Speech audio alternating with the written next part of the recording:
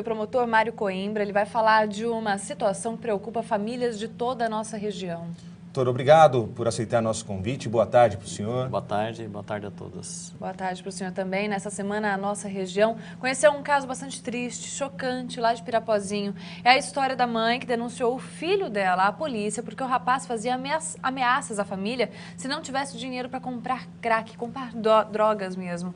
O filho de 28 anos continua preso, inclusive, na cadeia de Presidente Venceslau. O delegado de Pirapozinho disse que o rapaz denunciado teve a opção de fazer um tratamento para largar esse vício, largar as drogas, só que ele não quis aceitar, né? Doutor, essa é uma história que, apesar de alguma situação mais extrema, não deixa de ser comum.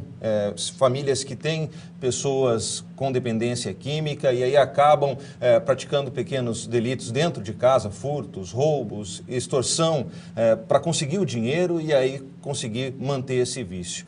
Como e quando as famílias podem optar e pedir essa internação compulsória, ou seja, aquela que não depende da vontade desse dependente?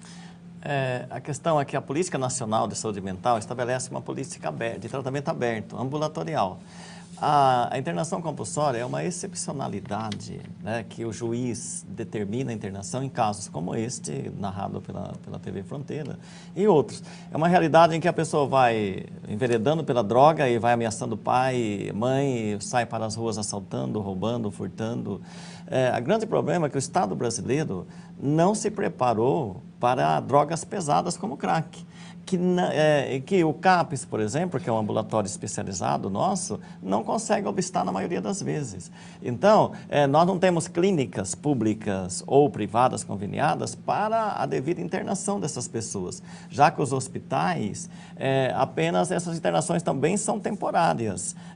E pela ciência, elas não fazem um tratamento exitoso para que a pessoa retome um tratamento ambulatorial e consiga voltar no seu eixo, né? Porque quem é drogado não se recupera, ele pode ficar em abstinência pro resto da vida, mas ele não se recupera. Precisa de uma equipe multidisciplinar acompanhando esse drogado. O Estado brasileiro está deficiente. Se o SUS não está nada bem na parte física, na parte mental está muito mal.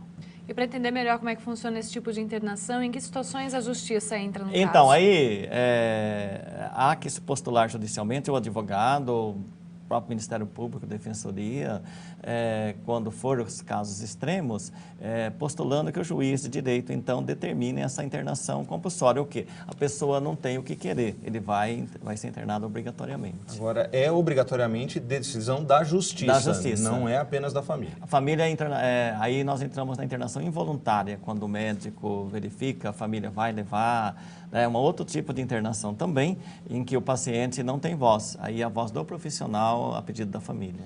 Essa internação sempre é para clínicas públicas, clínicas particulares? Nós temos hoje aqui hospitais ainda em funcionamento, que albergam esse tipo de pacientes, e outros territórios temos clínicas públicas, que são muito mais dotadas, muito mais direcionadas a esse tratamento de dependência química.